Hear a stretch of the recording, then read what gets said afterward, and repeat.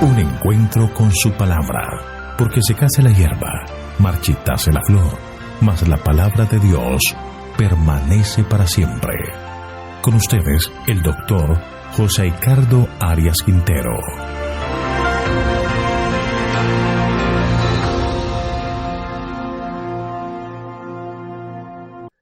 Hoy vamos a estudiar Isaías capítulo 10. Mensaje para los jefes de Israel. Te invito a orar. Padre nuestro que estás en el cielo, alabado, glorificado y exaltado sea tu santo nombre.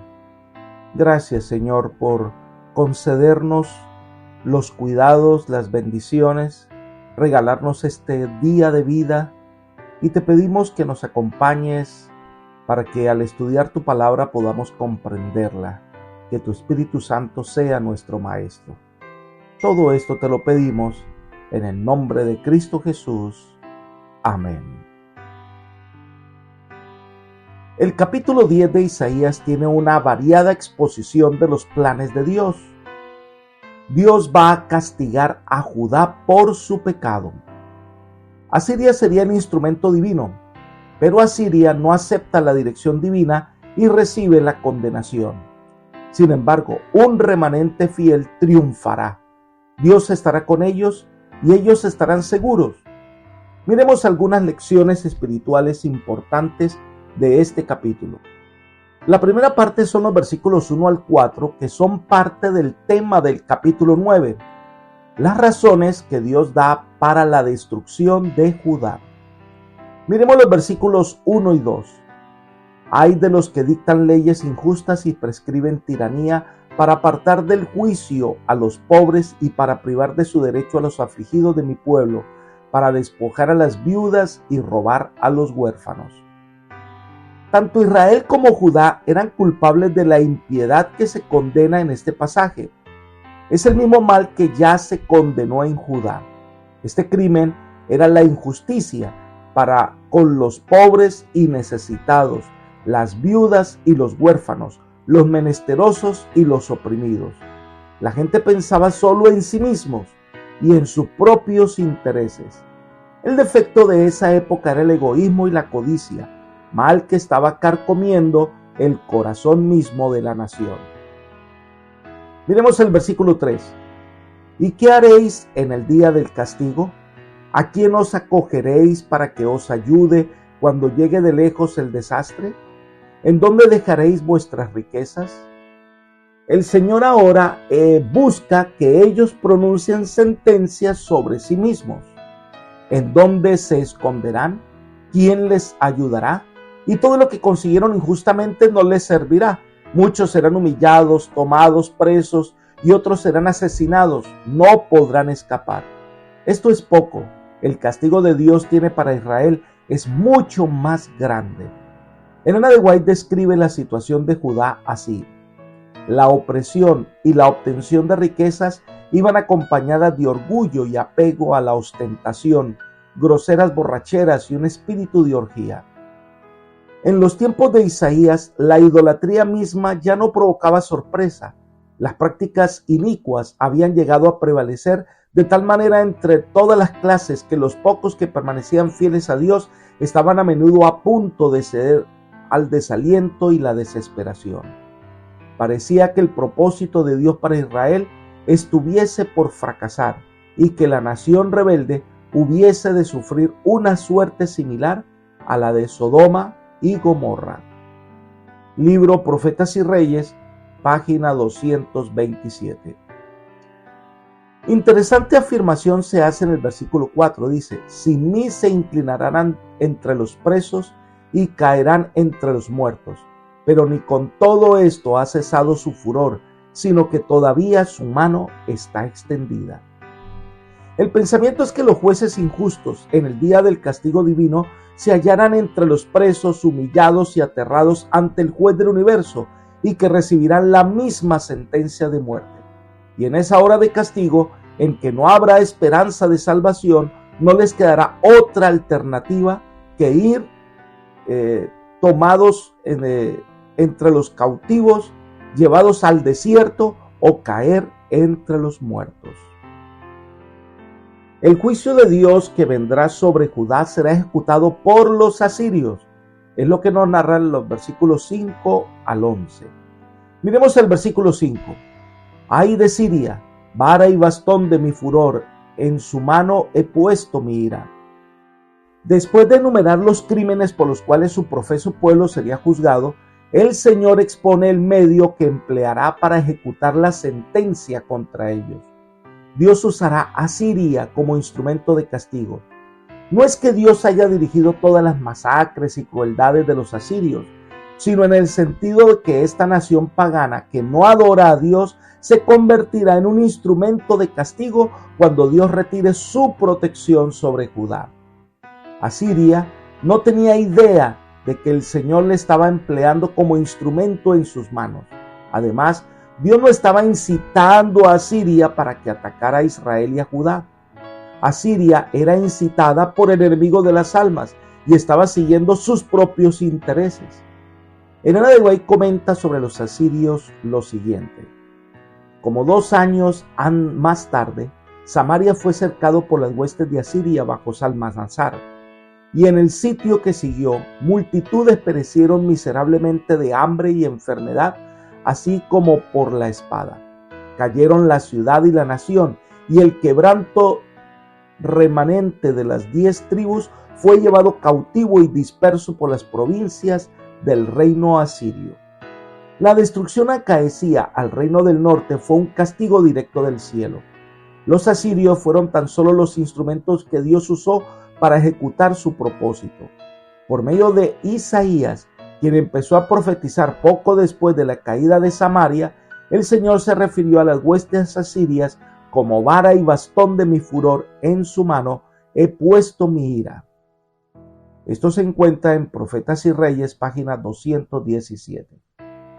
Lo que nos quiere decir es que el muro de protección de Israel fue quitado y el avance asirio no fue impedido, porque Israel no buscó refugio en el Señor, sino en sus propias estrategias humanas. Y de esta manera, esta terrible tragedia de Israel se convierte en un instrumento de reprensión divina. Quizás la caída de Samaria en manos de Asiria había sembrado el pánico entre los de Judá al ver a la mayor parte del pueblo escogido devastado. Pero ojalá Judá se arrepintiera para evitar el mismo desastre. Miremos los versículos 6 y 7. La mandaré contra una nación pérfida, contra el pueblo de mi ira la enviaré, para que quite los despojos y arrebate la presa, y lo ponga para ser pisoteado como lodo de las calles. Pero él no pensará así, ni su corazón lo imaginará de esta manera, sino que su pensamiento será desarraigar y arrasar una nación tras otra. El Señor había advertido a Israel de esta destrucción a través del segundo hijo de Isaías, Maher Salal Hasbaz. El despojo se apresura, la presa se precipita. Asiria seguiría adelante con su obra egoísta e impía.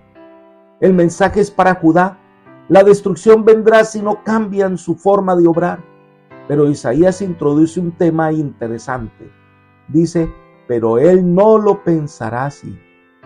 Asiria ni se imaginaba lo que estaba detrás del velo, lo que ocurre en las cortes celestiales. No se imaginaba que su avance era permitido por Dios para castigar a Israel, para castigar a una nación que se había rebelado contra el Dios eterno. La idea que prevalece en toda esta sección y en la siguiente es que el Señor domina el curso de la historia y que aún los imperios más poderosos no son sino instrumentos de la providencia divina. Una pregunta que puede surgir en este contexto es: ¿cómo podría decirse que Asiria era instrumento en las manos de Jehová? Ahora, no era que Dios incitara a Asiria contra Judá, no era que fueran dirigidos por Dios en contra del pueblo de Israel o que obraran en el nombre de Dios, ya que los asirios no tenían idea que Dios iba a permitir el castigo contra Israel. Lo que pasó es que la mano protectora de Dios fue retirada de aquel pueblo contra el cual se había decretado el castigo y se le permitió a Asiria que llevara a cabo su obra egoísta e impía. Así obra Dios para que se haga su voluntad soberana en un mundo que está en rebelión contra Él. Los propósitos de hombres y demonios quedan supeditados a los propósitos divinos. Pero el texto también destaca la soberbia de Asiria que Dios nunca aceptará. Versículos 8 al 11. Porque Él dice: mis príncipes no son todos reyes, no es Calno como Carquemis, Hamat como Arfat y Samaria como Damasco. Como mi mano alcanzó los reinos de los ídolos cuyas imágenes eran más que las de Jerusalén y de Samaria, como hice a Samaria y a sus ídolos, ¿no haré también así a Jerusalén y a sus ídolos? Asiria destacaba que sus reyes y sus príncipes eran tan excelsos y poderosos como los reyes de otras naciones, tanto que sus vecinos eran considerados como nada delante de ellos. Calno, o también conocido como Calnet, Culani para los asirios, fue una ciudad conquistada por Asiria en el 738. El rey Pisiris de Carquemis pagó tributo a Tiglat-Pileser III en Arfat en el 743 a.C. En el año 743 o poco después, 19 distritos de Hamat fueron subyugados por el poder asirio. Arfat fue muy importante en las campañas asirias entre el 743 y 740. Así que se menciona las naciones conquistadas en las que ni sus dioses pudieron librarlos de sus manos. Asiria consideraba que sus dioses entonces eran superiores a todos los otros dioses y creían que sus vastas conquistas lo confirmaban. El problema de Asiria es que ellos creían que sus dioses eran superiores al Dios de Israel. Ellos dicen: hemos derrotado naciones con más dioses que los que hay en Jerusalén y Samaria, y estaban seguros que sus conquistas se debían a que sus dioses eran poderosos. Entonces, debido a la soberbia de Asiria, Dios ahora mostrará su poder a esta nación. Es la sección que va del versículo 12 hasta el 19. Miremos el versículo 12. Pero acontecerá que después que el Señor haya acabado toda su obra en el monte Sión y en Jerusalén, castigará el fruto de la soberbia del corazón del rey de Asiria y la arrogante altivez de sus ojos. El castigo a Jerusalén es inminente por su pecado. Asiria sería el instrumento a través del cual se administraría el castigo. Pero una vez eso ocurra, ahora el castigo vendrá contra la soberbia de Asiria. La arrogancia de Asiria llega al colmo al creer que Dios no es de más categoría que los dioses de esos reinos conquistados y que por tanto el Dios de Israel es incapaz de salvar a sus adoradores contra los ataques asirios. Sigamos con los versículos 13 y 14. Porque dijo: lo he hecho con el poder de mi mano y con mi sabiduría, porque he sido inteligente. Quité los territorios de los pueblos, saqueé los tesoros y derribé como un valiente a los que estaban sentados. Mi mano halló como si fueran un nido las riquezas de los pueblos. Como se recogen los huevos abandonados, así me apoderé yo de toda la tierra, y no hubo quien moviera un ala ni abriera el pico para graznar. Esta nación no quiere reconocer la mano de Dios sobre los hilos de la historia de este mundo. Por el contrario, habiendo causado daño en otras naciones y conquistado muchos pueblos, consideraba que nadie podía hacerle frente. Asiria necesitaba aprender que hay un Dios en el cielo que se interesa por lo que es justo y lo que es inicuo. Un Dios que se preocupa de que todos los transgresores reciban su merecido, aun aquellos que profesan adorarle. Asiria era culpable ante Dios por su cruel dominación de los diversos países del cercano oriente. Sus crímenes contra el hombre y contra Dios, su orgullosa jactancia, su arrogancia y perversidad demandaban castigo. Y por estas razones el Señor va a obrar, va a hacer justicia sobre Asiria. Entonces viene el reclamo de parte de Dios, versículo 15. ¿Se gloriará el hacha contra el que con ella corta? ¿Se ensoberbecerá la sierra contra el que la mueve? Como si el bastón levantara al que lo levanta, como si se levantara la vara al que no es un leño. El hacha es un instrumento para cortar un árbol, pero ella necesita manos expertas para que cumplan su objetivo. Ahora, ¿puede entonces el hacha ensalzarse por encima del hachero? Hay algo de la soberanía de Dios que los reyes del mundo no quieran reconocer. Ningún rey terrenal puede realizar algo sin que Dios lo permita, y ninguna nación puede seguir existiendo si esa no es la voluntad divina. Dios está al control de la historia del mundo, y es algo que los reyes del mundo deben aprender. Versículo 16. Por esto el Señor, Jehová de los ejércitos, enviará debilidad sobre sus robustos, y debajo de su gloria encenderá una hoguera como ardor de fuego. Dios le mostrará a Siria su poder soberano, y habla que un día, para que sus fuertes caigan, sabemos que por la intervención de Dios en una sola noche, 185,000 soldados asirios murieron. Eso lo podemos leer en Isaías capítulo 37, versículo 36. Y un siglo después que se pronunciara esta profecía, el imperio asirio yacía en ruinas.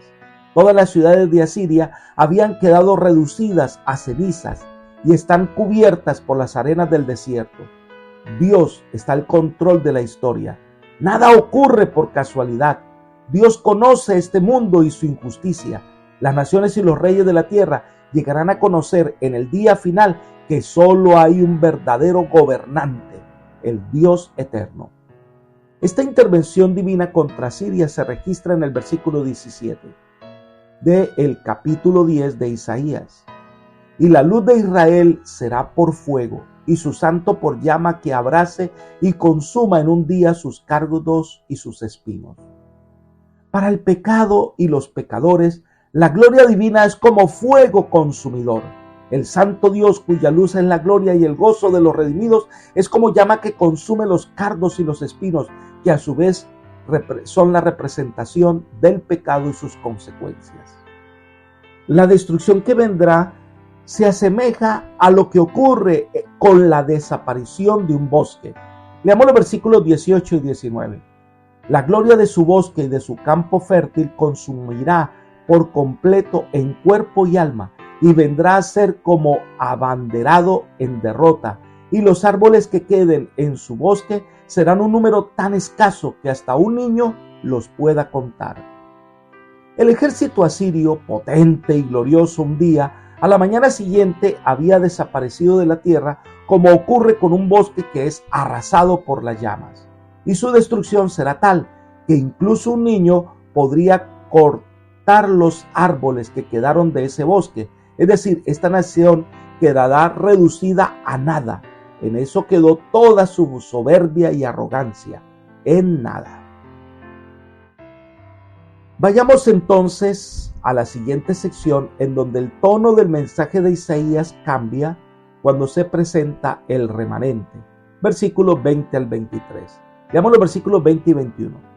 Acontecerá en aquel tiempo que los que hayan quedado de Israel y los que hayan quedado de la casa de Jacob nunca más se apoyarán en el que los hirió, sino que se apoyarán con verdad en Jehová, el Santo de Israel. Un resto volverá, el resto de Jacob volverá al Dios fuerte. Después de describir la destrucción total de los asirios, ahora se enfoca en el pueblo de Dios que sufrirá la arremetida de los asirios, nación traicionera. Esa nación en la que confiaron, ahora los atacó. En vez de confiar en Dios, confiaron en el que los traicionó. Es lo que pasa cuando en vez de creerle a Dios, creemos a las ideas del diablo. Recuerden, mal paga el diablo a quien bien le sirve. Pero tal destrucción no será total. Habrá un remanente. Los que queden, el remanente, aprenderán que es en vano apoyarse en los poderosos de este mundo. Su apoyo entonces será el Señor. Esto nos recuerda el nombre del hijo de Isaías. Ese era Sear-Jesub. el remanente volverá. No será extinguido como Asiria. El pueblo de Dios quedará un remanente que volverá a Judá.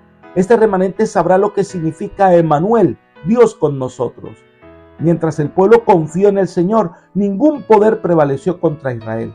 Pero cuando le dieron la espalda a Dios, sucumbieron ante los poderes de la tierra. Esta es la lección más importante de todas: aprender a confiar en Dios. A veces las vicisitudes por las que pasamos tienen ese objetivo: llevarnos a entender que confiar en Dios es la mejor decisión. Sigamos con los versículos 22 y 23. Porque aunque tu pueblo, Israel, sea como las arenas del mar, el resto de él volverá. La destrucción acordada rebosará justicia, pues el Señor Jehová de los ejércitos consumará el exterminio ya determinado en medio de la tierra. Este es un mensaje de condenación, pero a la vez de esperanza. Para los impíos, el mensaje del remanente no les proporciona esperanza, porque significa que Dios ejecutará sus planes. Muchas personas rebeldes morirán. Pero para los fieles es una voz de esperanza, porque la disciplina divina era necesaria para purificar al pueblo y el Señor restaurará. Dios preservará a ese remanente fiel que confía en Él. Él estará a su lado. Los versículos 24 hasta el 34 describen la destrucción de Asiria. Miremos los versículos 24 y 25. Por tanto, el Señor Jehová de los ejércitos dice así: pueblo mío, morador de Sión, no temas de Asiria. Con vara te herirá y contra ti alzará su bastón a la manera de Egipto. Mas de aquí a muy poco tiempo se acabará mi furor y mi enojo para destrucción de ellos. El mensaje del Señor es claro. Los asirios vendrán como una vara de castigo, pero no hay que tenerles miedo. Golpearían, pero no destruirían. El remanente debía permanecer fiel para que pudieran ser salvos. El enojo del Señor pasará cuando se haga justicia. El remanente fiel no tiene nada que temer. Pero, como sucedió con Egipto, que con todo su poder no pudo evitar el éxodo de los israelitas, tampoco Asiria podrá evitar que el remanente y protegido pueblo fiel vuelva. Ahora, una vez que Israel reciba el castigo y reconozca la soberanía de Dios, entonces ahora el castigo será sobre Asiria. Versículo 26. Y Jehová de los ejércitos levantará el látigo contra él, como en la matanza de Madián en la peña de Oreb, y alzará su vara sobre el mar, como lo hizo en el camino de Egipto. Su destrucción será como la de Madián. Vuelve el Señor a mencionar la gran victoria de Gedeón. Un pueblo que confía en el Señor será vencedor. Y aunque se levante con la vara de opresión como Egipto, sin embargo Dios levantará la vara de liberación, y entonces perece el ejército de Egipto. Así perecerá el ejército asirio. El remanente fiel triunfará, no los impíos. Enseguida se desarrolla un poema que describe la obra del invasor. Versículos 28 hasta el 32. Leamos. Vino hasta Ahat, pasó hasta Migrón, y en Micmas contará su ejército. Pasaron el vado, se alojaron en Geba. Ramá tembló y Gabá de Saúl huyó. Grita en alta voz, hija de Galim, haz que se oiga hacia Lais, pobrecita Anatot. Magdema se alborotó y los moradores de Jebín huyen. Aún vendrá día cuando reposará en Nob y alzará su mano al monte de las hijas de Sión, el collado de Jerusalén. Este avanza desde el norte hasta las cercanías de Jerusalén, aterrorizando a sus habitantes. Algunos ven la excursión militar de Sennacherib cuando llega a Jerusalén. Están tan confiados que van a destruir a Israel, que este ejército desafía al Dios del cielo. Y entonces se menciona las ciudades tomadas, las naciones destruidas, y se enfatiza el terror que experimentan los habitantes de Jerusalén ante la llegada de este poderoso ejército. Sin embargo, Dios está con su pueblo fiel. Versículos 33 y 34. He aquí el Señor, Jehová de los ejércitos, desgajará el ramaje con violencia. Los árboles de gran altura serán cortados, los altos serán derribados. cortará con hierro la espesura del bosque y el Líbano caerá con estruendo. Aquí Isaías quita sus ojos de los aterrorizados habitantes de Jerusalén y contempla a Jehová de los ejércitos, sentado en el trono del universo, velando por los suyos. Los asirios se jactaban de hacer lo que quieren y que nadie se les puede oponer. Pero aquí el Señor deja en claro que Dios permite el castigo a Israel y que el que corta a Israel es Él. Así que en su momento, la caída de Asiria será una realidad. Dios castigará el orgullo de Judá, será humillado como los árboles que caen al ser cortados. De este modo la profecía se cumple. Sin embargo, debemos recordar que Dios librará a su pueblo fiel, al pueblo que confía en Él no sufrirá, y posteriormente vendrá el castigo sobre la nación rebelde que creía que podía hacer lo que quería. Apreciados amigos y hermanos, nosotros estamos en medio de la gran batalla de los siglos. El enemigo de las almas procura la destrucción de la humanidad. No quiere que ninguno se salve.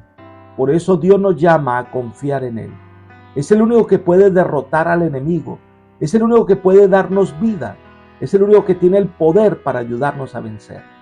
Entonces, depositemos toda nuestra confianza en el Dios eterno. Que Él tome el control de nuestra vida y nos lleve a la victoria final. Que el Señor te bendiga y te guarde. Es mi oración por ti. Amén.